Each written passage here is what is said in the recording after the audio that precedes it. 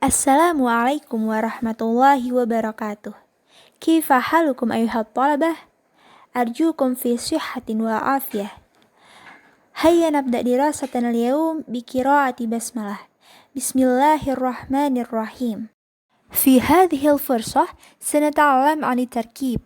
Dalam kesempatan kali ini kita akan belajar tentang tarkib, yaitu tata bahasa Arab. Yang akan kita pelajari hari ini meliputi ismul dhamir atau kata ganti, ismul isyarah atau kata petunjuk, al-istifham atau kata tanya, dan al-mubtada wal khabar, mubtada dan khabar.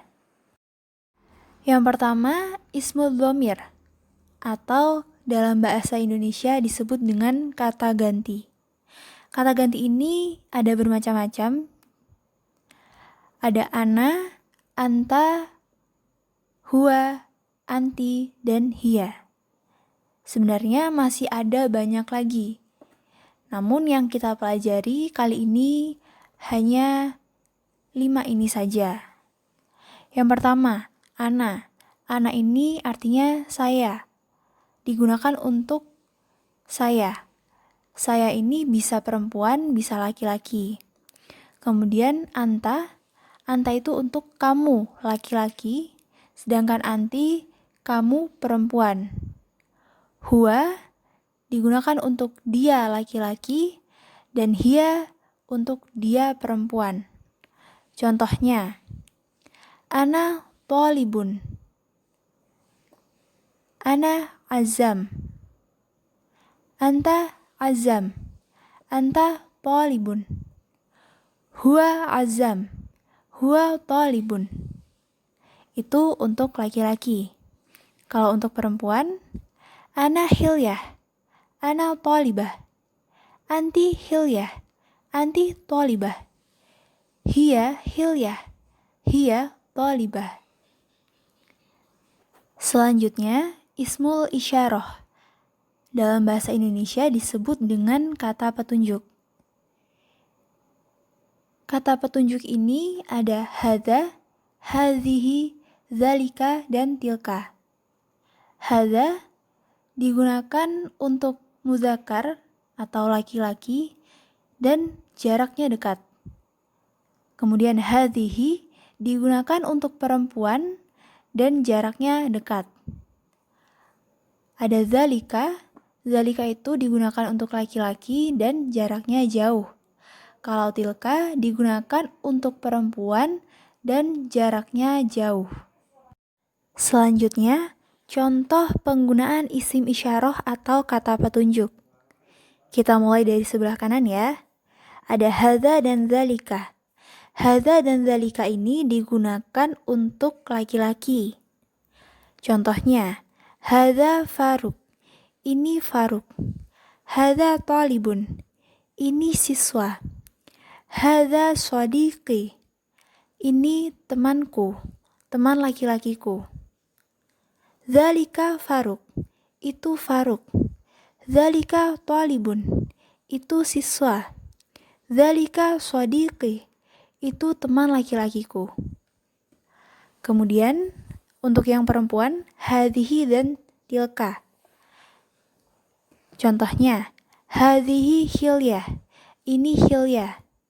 Hadhihi thalibah. Ini siswi. Hadhihi shadiqati. Ini teman perempuanku. Tilka hilyah. Itu hilyah. Tilka thalibah. Itu siswi. Tilka shadiqati. Itu teman perempuanku. Selanjutnya, al-istifham yang dalam bahasa Indonesia disebut dengan kata tanya. Yang pertama, ma. Ma ini artinya apa?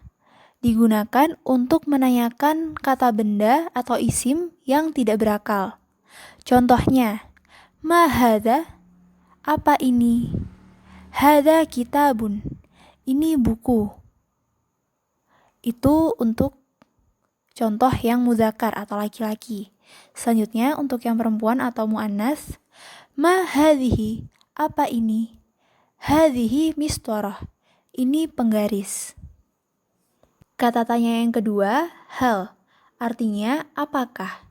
Digunakan untuk menanyakan jawaban ya atau tidak. Contohnya, hal hadza mirsam? Apakah ini pensil? Naam, hadza mirsam. Ya, ini pensil. Atau kalau jawabannya tidak, la, hadza qalam. Tidak, ini pena. Kata tanya yang ketiga yaitu man, artinya siapa. Digunakan untuk menanyakan kata benda yang berakal. Contohnya, man hadza, siapa ini?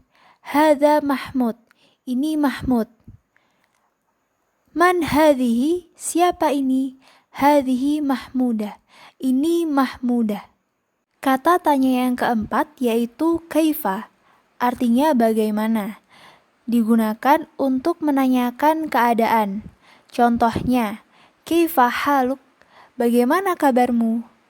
Ana bi khair alhamdulillah, saya baik alhamdulillah. Kata tanya yang kelima, min aina, artinya dari mana. Digunakan untuk menanyakan dari mana datangnya suatu benda.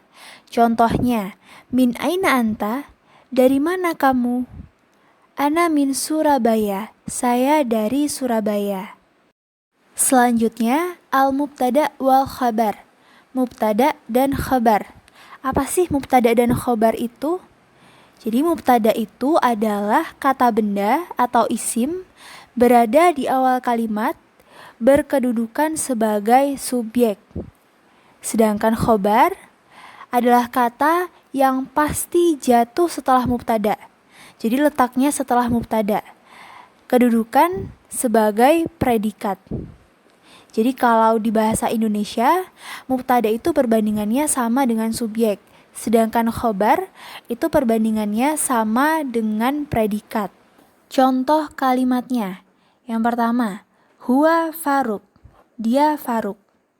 Huwa itu mubtada karena berada di awal kalimat dan berkedudukan sebagai subjek.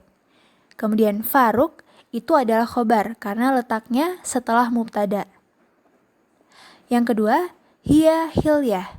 Dia hilyah.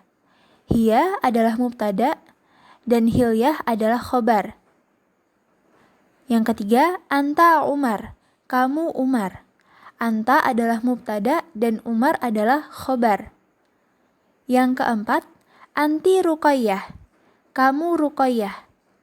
Anti adalah mubtada dan Ruqayyah adalah khabar. Contoh yang kelima, ana Mahmud. Saya Mahmud. Ana itu mubtada karena dia berada di awal kalimat dan berkedudukan sebagai subjek. Sedangkan Mahmud adalah khabar karena letaknya setelah mubtada. Ketentuannya, khabar dan mubtada itu harus saling menyesuaikan. Kalau mubtadanya berbentuk mudzakkar, maka khobar juga harus mudzakkar. Kalau mubtadanya berbentuk muannas, maka khobar juga harus muannas. Untuk yang mubtada contohnya huwa Faruk. Huwa itu mubtada, Faruk khobar. Huwa mudzakkar, Faruk juga mudzakkar. Contohnya yang muannas sekarang. Hiya hilyah. Hiya mubtada, hilyah khobar. Hiya muannas, hilyah juga muannas. Jadi singkatnya, apabila mubtada mudzakkar maka khobar juga harus mudzakkar.